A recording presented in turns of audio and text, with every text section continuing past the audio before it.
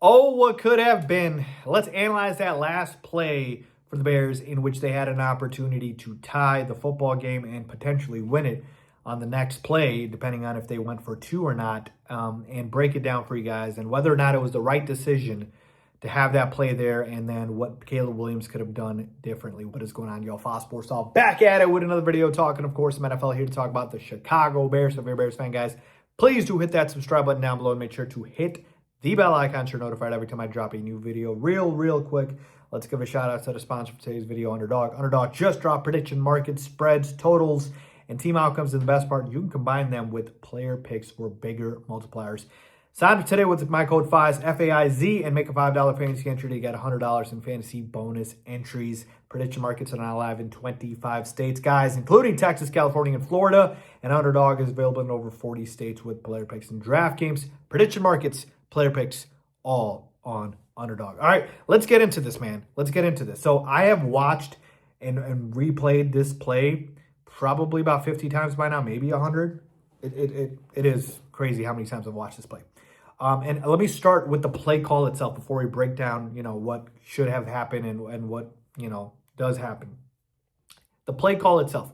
Would I have wanted the Bears to run it instead, or did I like that play call? The play call in itself was a good play call, but I always say this, two things can both be true. So I thought that there was a good play call because it puts the hands in your best, it puts the ball in the hands of your best playmaker in Caleb Williams and lets him decide what to do. So I like that part of it. That's why I said it's a good play call. But the other part is I would have still preferred to run it. Okay? The Bears got stopped on the previous down on third down. Coleman and guy got stopped. Okay? Matt LaFleur confirmed after the game that they were preparing for another run play. Okay? That has been confirmed by Matt LaFleur. So we knew the Packers were playing for the run. This is what makes Ben Johnson a genius and why he's a head coach and, none of us aren't. Is because he knew that was most likely going to be the case. That's why he did a play action fake, and then Caleb decides what to do there, right? He's got options. I feel like even still with the Packers preparing for the run, I just personally feel like we would have still picked up that 1 yard. Because even if you prepare for something, you still have to go out and execute, right? And our offensive line is an elite run blocking line. Kyle Manungai's a dog. He is a guy who is cracking dudes left and right. And yes, he got stuffed on the previous play. I get it. But stuff him twice, I'll tip my cap to you. A yard, that's all I need. Stuff him twice, I'll tip my cap to you. Or if it was Swift. So I would have ran it. And then after that, you get 4 chances, 2 timeouts to open up the entire red zone playbook and do whatever you want to be able to get the football in the end zone. And at that point, if they went for 2 and still did not get it, no worries, I would have been fine. I would have been happy with it, right? So this isn't necessarily about just winning and losing. This is about what I would have done, what I thought the right strategy was. I would have ran it. And by the way, I said this on Twitter after it happened. If Coleman and guy gets stuffed or if DeAndre Swift gets stuffed on that play, 4th and 1, I'm good with the decision. I'll live with it. I'm not going to, blame Ben Johnson. I'm not out here with pitchforks trying to say that, oh my God, that was an awful play call. No, I would have lived with the decision. Okay? So that is how I feel about the play call itself of what I would have done. I would have liked to run the football there. And if you get stuffed, so be it. I think our guys are just better than their defenders there. I think we would have picked up a first down. Now, let's talk about the second part of this, which is, okay, you ran that play with the play action. What should have transpired, and what did Caleb do wrong?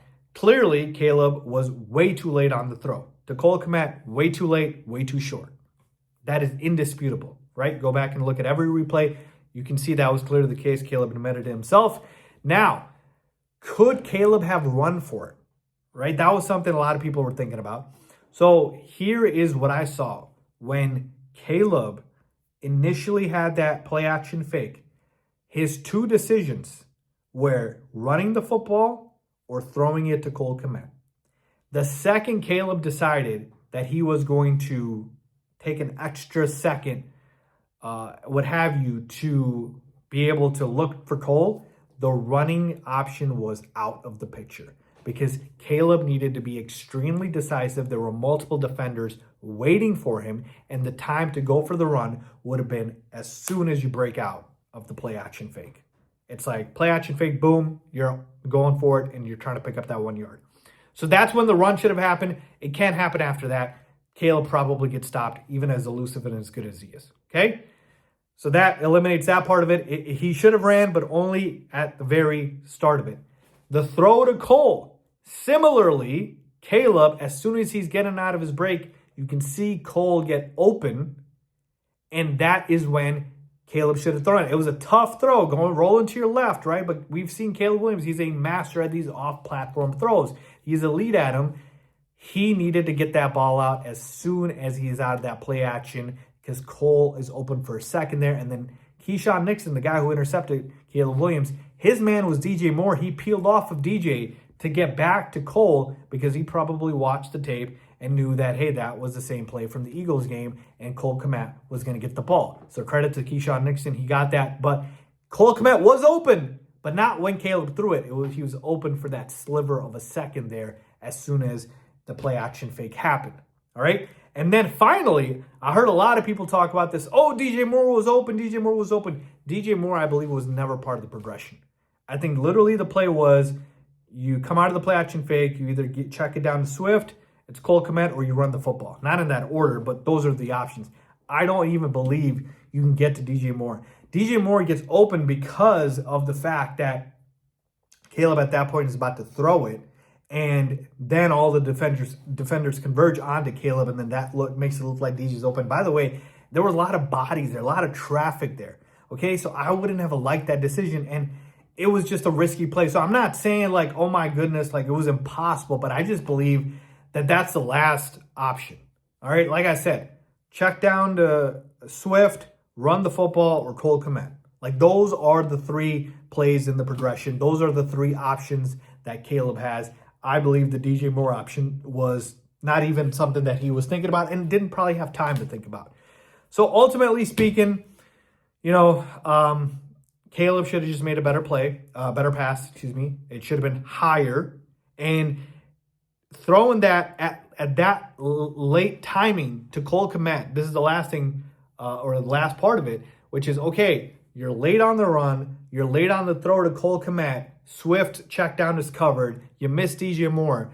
The only thing you can do right now is try to fit it somehow into Cole Kmet with Keyshawn Nixon draped over him. You either float it over the top to let Cole get it with his outstretched hands on the back of the end zone, or you lead him more left, right, towards the corner of the end zone and see if Cole can make a play that way. That's what you can do. He just short-armed it completely, and it was an easy interception for Keyshawn Nixon. So, to me, that is essentially what that play was, and, that's basically it, and I'm fine with it. It is what it is. It happens. Caleb's a young quarterback. He's going to learn from it. He's going to get better, but ultimately speaking, I would have preferred to run it. Not a terrible play call. The only terrible part of it was Caleb Williams' throw. So, like I said, I'm not worried to learn from it. But let me know what you guys think. What would you have done? I want to hear from you guys. Leave a comment down below with your thoughts as always. Thanks for watching.